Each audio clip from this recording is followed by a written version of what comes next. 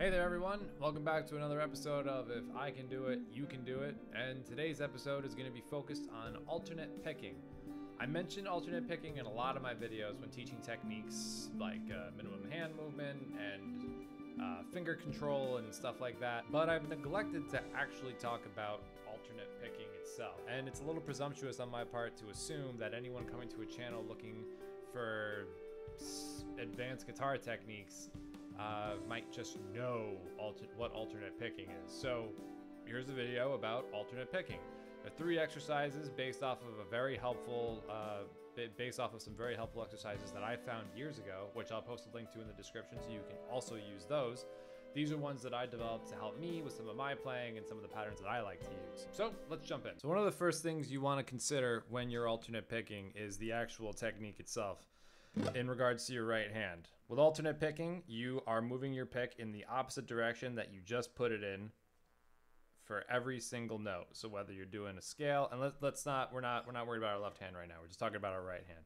Whether you're doing a scale or you're doing a riff or a lead, whatever, your pick goes in the opposite direction. So let's go ahead and do 2 warm-ups that are going to allow you to just get used to moving your right hand in this way. The first warm-up is pretty easy. It's just taking your pick and downstroking on the low E. Then you're going to upstroke on the A. Then you're going to downstroke on the D. Then you're going to downstroke on, then you're going to upstroke on the G. Then you're going to downstroke on the B. And then you're going to upstroke on the E. And then you're going to work your way back down. You do that a couple times, maybe to a click at a speed that you feel comfortable.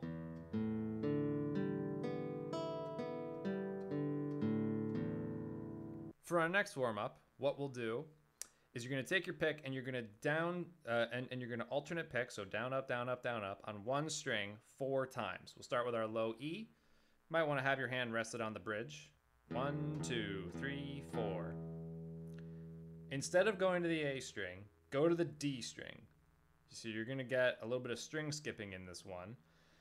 You're going to go down, up, move to the D string, down, up, then go to the A string, down, up, then go to the G string, down, up, then go back to the D string, down, up, then go to the B string, down, up, then go to the G string, or rather back to the G string, down, up, then go to the high E string, down, up,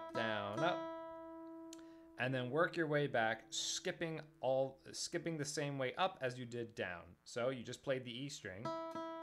Now go to the G, then to the B, then to the D, then to the back to the G, then to the A, then to the B, then to the E. If these exercises seem a little gratuitous, it's because they are. Alternate picking, I have found, is one of the more gratuitous techniques to master on the guitar, because it's literally just sitting there, going over with a couple of patterns, just making sure that your right hand and your left hand are in sync. Speaking of both hands, let's go ahead and bring in the fretboard and go ahead and combine these 2 ideas. So all of these, so this first pattern and the second pattern too, actually, are built out of the B major scale. I just happen to like the B major scale. I like it very much. One easy way to work on your alternate picking if these techniques prove to be a little difficult at first, though you shouldn't give up on them, is just to run your scales and make sure to alternate pick every note. So before we hop in, we'll just look at your major scale and then your minor scale. That's one way to get your hand comfortable doing it. But let's go ahead and take a look at these exercises. So the first exercise is taking the 1, 2, 4 pattern out of your major scale shape. In this case, we're doing the B major scale. So we'll be starting on the 6th fret of the A. We're going to downstroke there. Then we're going to upstroke on the 7th fret. And then we're going to downstroke on the 9th. Then we're going to move down to the D string, where we'll upstroke on the 6th fret. And then we're going to come back to the 9th fret on the A, downstroke, upstroke on the A in the 7th fret, and then downstroke in the 6th fret, giving us this pattern.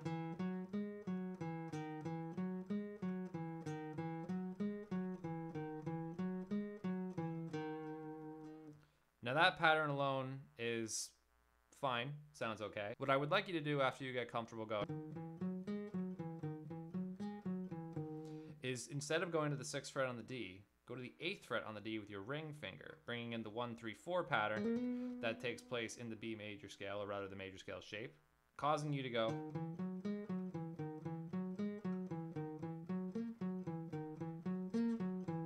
And then finally, after you do that twice, go to the 9th fret in the D with your pinky. You're just gonna kind of roll your pinky down onto it.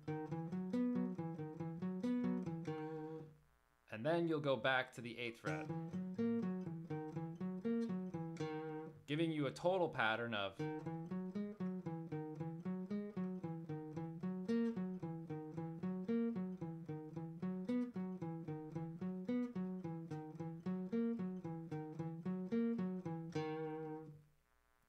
Now, if you wanted to invert this exercise, you'll be turning it around and you'll be going 9 on the A, 6 on the D, 8 on the D,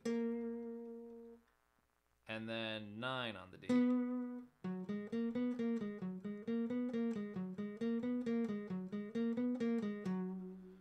Now, to enhance this particular exercise, I wouldn't recommend going back through the 6-7 shape, much like how we went through the 6-8 shape in the first one. This exercise sounds a lot cooler if you just go down a half step every 2 times you play the pattern. So for example,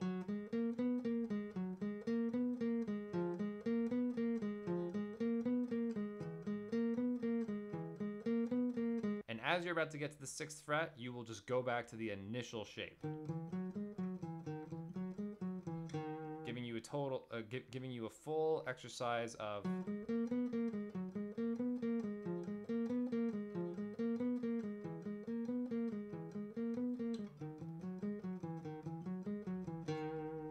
Next up, we have, we're gonna move on down to the D string here, and we're gonna do a 1-3-4 pattern. We're gonna do a 1-3-4 pattern on the D and G string, and we'll be doing them in the 6th, 8th, and 9th fret. So again, alternate picking every note. And then from there, we're gonna move into a 1-2-4 pattern, starting in the 8th fret of the D string, and then same thing going on to the G. So what you've got is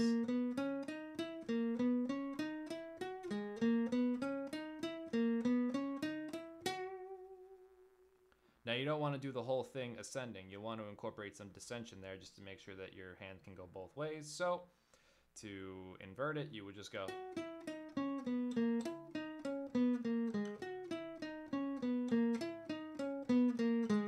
Pretty straightforward. So for the third exercise, what we're gonna do is start off the same way. We're gonna do an ascending 1-3-4 pattern on the D and G string in the 6th, 8th, and 9th fret.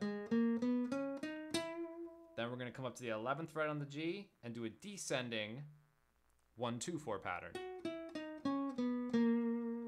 And then go back to repeat our 1-3-4 ascension. So that plays out as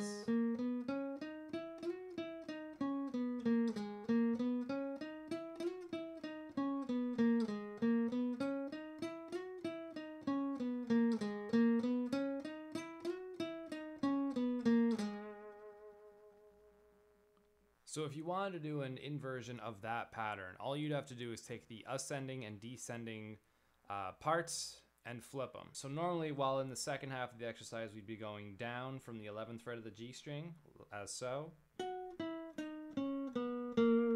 What we're gonna do is we're gonna go in the opposite direction. We're gonna start on the 8th fret of the D string and do an ascending pattern. Then we'll slide down to the 9th fret on the G string and then continue with a descending pattern here, giving us a pattern that sounds like this.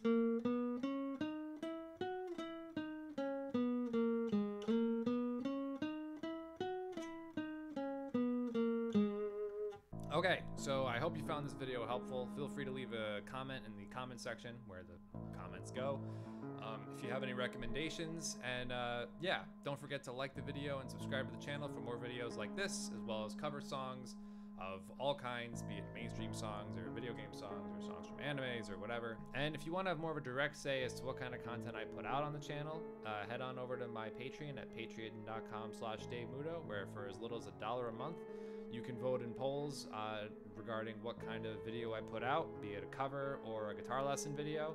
And in the higher tiers, you have access to demos of songs that I'm working on, and even guitar lessons. So yeah, hit that up if you're interested, and I will see you all next video.